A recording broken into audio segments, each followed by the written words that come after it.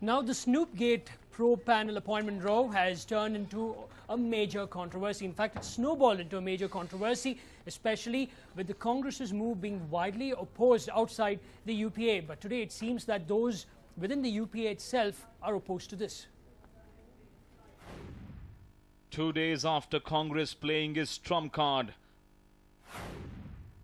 hurdles emerge in Snoopgate probe. In what looks like a major embarrassment to Congress's hopes of setting up a commission to investigate Snoopgate, differences seem to be evident within the UPA. Two key allies of the Congress have opposed the age-old party's move. NCP doesn't want a probe.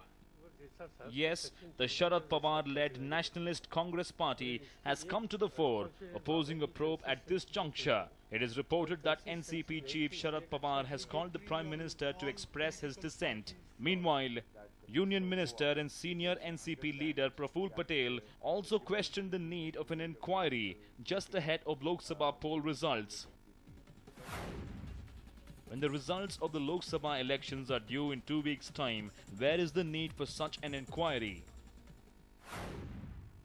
NC joins the rebellion. NCP is not the only party opposing the Snoopgate probe. The National Conference, led by former Jammu Kashmir CM Farooq Abdullah, has expressed his disagreement over the timing of the probe. Abdullah Sain and Jammu Kashmir Chief Minister Omar Abdullah today tweeted about their party's views. Was talking to my dad last night and he felt the same. Setting up a commission of inquiry in the dying hours of UPA2 is just wrong. If the decision to appoint a commission was taken in December, it should have been implemented. To appoint a judge 5 months later is wrong. These remarks have come days after Congress leader Kapil Sibal said a judge for the probe panel would be appointed before May 16th. Despite the probe panel question turning into a major row, undeterred Congress seems bent upon setting up a probe.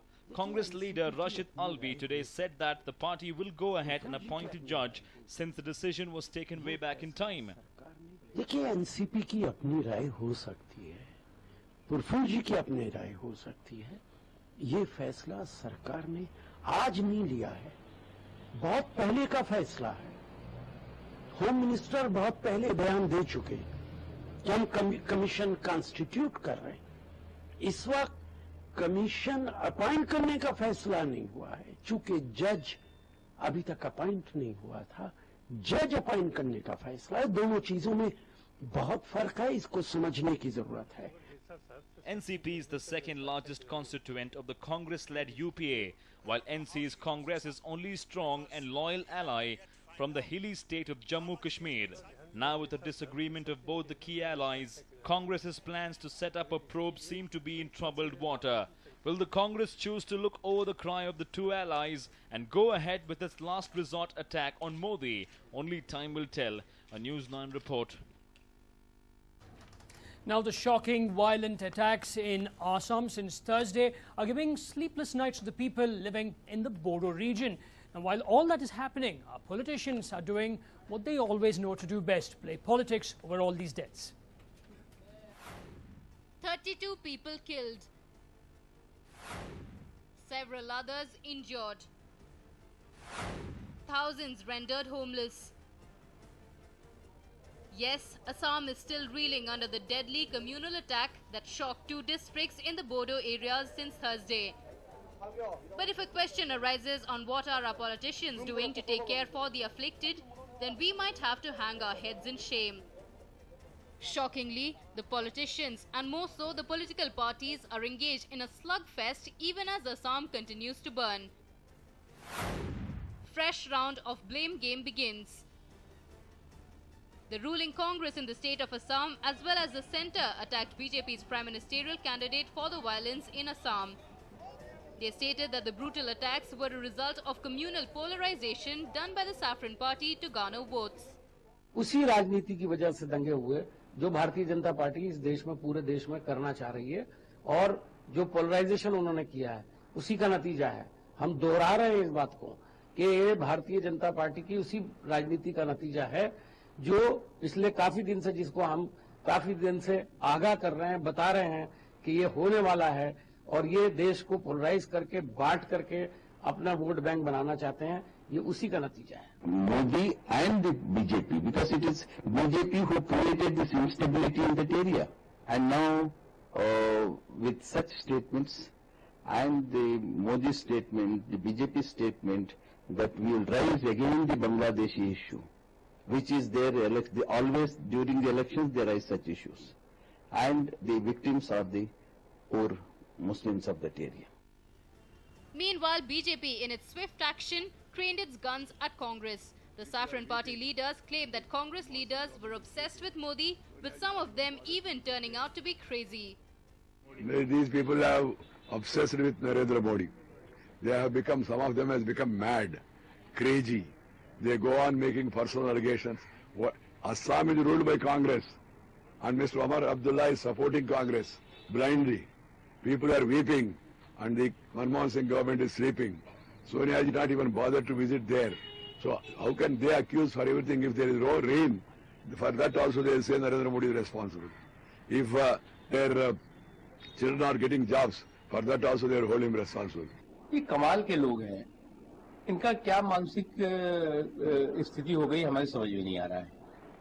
Assam में Congress party की सरकार है, केंद्र में Congress party की सरकार है.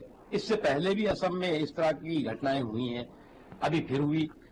अब आप जो है वो हर चीज में आपको छींक आ रही है तो बीजेपी जिम्मेदार है, आपको जो है वो आप असफल हो रहे हैं तो बीजेपी जिम्मेदार है, आपको जनता सुन नहीं रही है तो नरेंद्र मोदी जिम्मेदार है. तो दिक्कत ये हो गई है कि इनको हर सोते जागते हंसते रोते बीजेपी और नरेंद्र मोदी याद आते हैं. तो इनका तो कोई इलाज हम नहीं कर सकते, वो तो जनता करेगी. But the other political party leaders who were watching this all-out war over several deaths made a clear mention that it was the responsibility of the state government to maintain law and order, and this was not the time to indulge in pot shots. State government की जिम्मेदारी है, law and order उनका दायित्व है, और अगर उसमें कोई कमी है तो उसको देखने की जरूरत है. और मैं समझता हूं कि ये समय आरोप प्रत्यारोप का नहीं है. इस समय कैसे वायलेंस को रोका जाए और जो लोग उससे प्रभावित हुए हैं उनकी कैसे मदद की जाए, ये होना चाहिए. 2 साल पहले भी लाखों लोग घर छोड़ने पर मजबूर हो गए थे. 2 साल पहले तो कोई नरेंद्र मोदी नहीं थे, उस वक्त 5 लाख मुसलमान अपना घर छोड़ के भाग गए थे. क्यों हुआ था ऐसा, किसने कराया था ऐसा? इसके लिए बोडो जिम्मेदार थे और सरकार जिम्मेदार थी. While the slugfest over Assam violence is on, in Baksha, the kin of the deceased have refused to bury the dead. They have demanded Chief Minister Tarun Gogoi to visit the violence-hit region and address their woes. Well, the latest attacks in Assam bring back memories of the 2012 ethnic riots in which over 100 people were killed. Currently, the situation in Assam is bad, with the state government trying to handle the grave situation. But looks like the political parties like BJP and Congress have only this to offer even in times of crisis, a political slugfest. A News9 report. Now, power star Pawan Kalyan addressed a massive rally in Ongole today. Now, in this massive rally, that's in the Simandra region, he did what he did best as usual, took pot shots at TRS chief KCR. Now, Pawan Kalyan accused KCR of igniting emotions over regional feelings. Now, Pawan also put forward his personal emotions to the supporters. Now, continuing his hostility towards KCR, Pawan went on to say that the TRS president was creating a rift between the regions of Simandra and Telangana.